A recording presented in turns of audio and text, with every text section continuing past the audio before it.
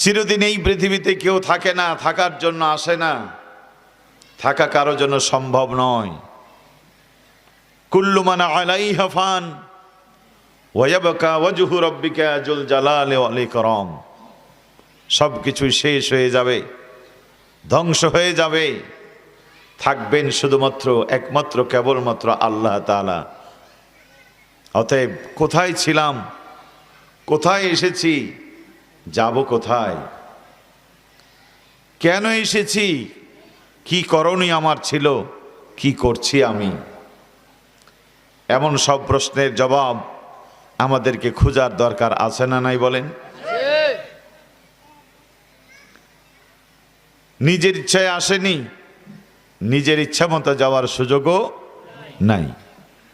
এসেছি যার ইশারায় চলে যেতে হবে। কুল্লু শাইইন ইয়ারজু ইলা আসলিহি।